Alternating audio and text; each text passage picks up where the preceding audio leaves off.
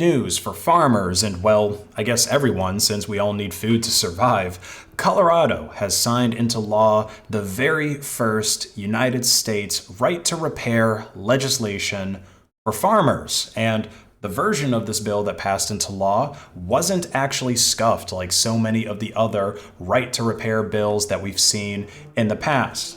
Now, for those of you who are like, oh, right to repair, I thought that stuff only applied to computers and phones. Well, no, unfortunately, corporate greed and proprietary parts have made their way into farm equipment as well, especially into the larger equipment like tractors.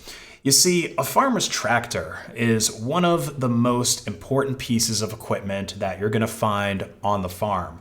They're used for plowing, planting, fertilizing, harvesting, and just hauling things around.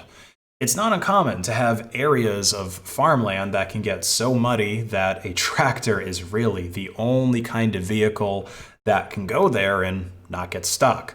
So these are some very important machines, and it makes a lot of sense for someone who needs them to use them for a living to figure out how to fix them themselves, or to at least make very good friends with someone that's local so that they can fix it for you if it ever breaks down. And the bigger it is, the bigger these tractors and combines are, the more difficult it is to take them into repair. If a tractor doesn't drive at all and you didn't end up making any friends that can come over and get it driving for you, then you're probably going to have to load that thing onto a trailer, and if it's really big, you might need something like an F-350 or larger to haul it into town for repairs. And town might be a very long way away from the farm. So reliable machinery that is easy to fix yourself and easy to get parts for.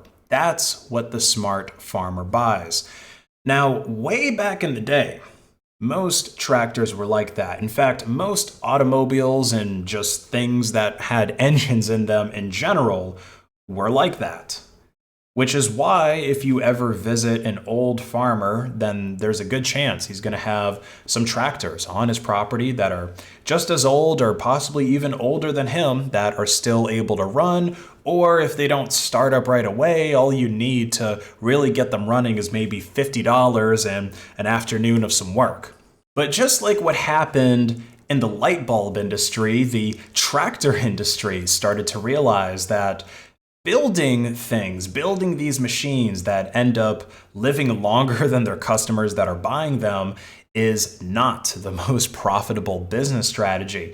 If Papa Sneed buys himself a tractor today and Sneed Jr.'s great-great-grandkids are still able to use it to feed and seed all the same, well, that's generations that you're going without making a sale. So of course, when corporations started sticking their long noses into the industry, planned obsolescence, proprietary parts, and software locks that prevent you from even being able to diagnose the issues with your tractor started becoming the standard, which allowed the tractor companies to make a lot more money off of selling parts and labor to you, because now they're the only person you can get that help from. You can't pay Billy Bob down the street with a jug of moonshine to fix up your tractor because he doesn't have a computer that he can plug into it.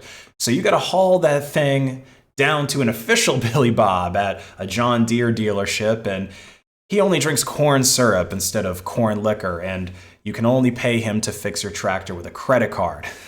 The monopoly on repairs that companies like John Deere have had on their equipment is really not too different than the monopoly on repairs that Apple continues to have on their equipment, even if there are these so-called authorized repair centers that you could take your iPhone or your combine to. They oftentimes end up providing very inadequate service. And I know this firsthand because I worked at a Geek Squad in the now defunct Cambridge Galleria Best Buy, which was one of the pilot stores for Apple's authorized repair center program, where you're supposed to be able to bring it to a place and get the same kind of service you would expect in an Apple store. And people from the AppleCare support line told customers this so that instead of them scheduling an appointment maybe a few days later at an Apple store, they would schedule one that day at my Geek Squad. They would tell them, oh yeah, just go on down to the Cambridge Best Buy and they'll be able to fix your phone screen, when in reality, Apple had not sent a single phone screen to us yet to perform repairs, and we didn't even have whole phone replacements for the newer models to just fulfill people's AppleCare under that. So I wouldn't be surprised if John Deere pulls the same exact kind of shenanigans, or possibly even worse shenanigans, when it comes to repairing people's tractors at third-party places. And keep in mind, the tractor is an essential piece of equipment, okay? It's not like a phone where, let's be real, you can be without your phone for a few days. When it's time to harvest the crop, it has to be harvested at that time. If you wait, then the food is just going to rot in the field, okay? Feeding crops is more important than pleasing thoughts. So this is something that I'm glad is finally being addressed. So next year, manufacturers like John Deere are going to be required to provide parts, embedded software, firmware, tools, repair manuals, and all of those other resources to both the independent repair providers and also to the owners of the agricultural equipment themselves, so that they can fix it themselves, or they could hire somebody to come out to the farm and repair their tractor, which means that farmers can go back to the localized peer-to-peer repair system, which works really great in small communities where you actually find a lot of these farms. Now, the most annoying part about proprietary tractors to me isn't the fact that corporations are making these machines harder and harder to repair in the first place, because that's what corporations, especially public ones like Deere and Company, who want to court investors with higher and higher profits, are going to do. So it's not surprising to me in the least bit. That's what I expect out of a corporation like Deere & Co. The most annoying part of this ordeal is the corruption that is taking place in some states, where politicians that are supported by the Farm Bureau, a lobbying group that is supposed to be in favor of farmers and supposed to be pushing for things like this, for the right to repair, they end up voting against right to repair.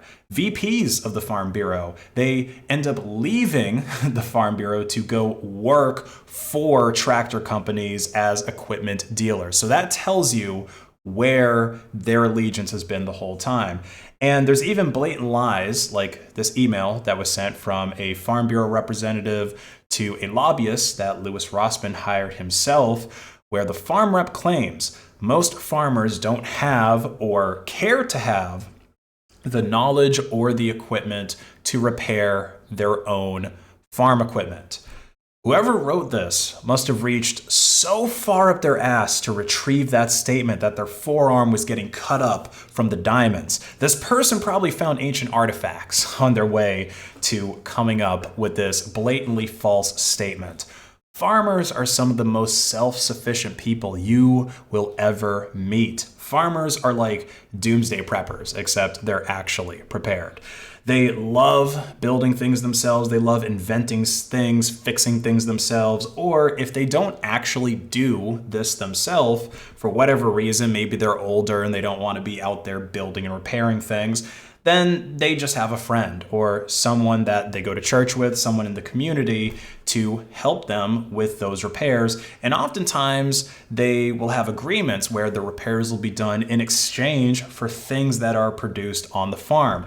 And it works out great. I mean, hey, with the prices of meat, eggs, and milk these days, getting paid in that stuff could be even better than getting cash for some people. And the fact that Louis Rossmann is doing more to actually get farmers what they need, the right to repair their own equipment, more efficiently than the entire staff of these farm bureaus, should give you an idea of just how backwards things have become. Louis Rossmann is truly the city slicker that farmers need right now, because so many of these farm bureaus, they end up being full of Benedict Arnolds.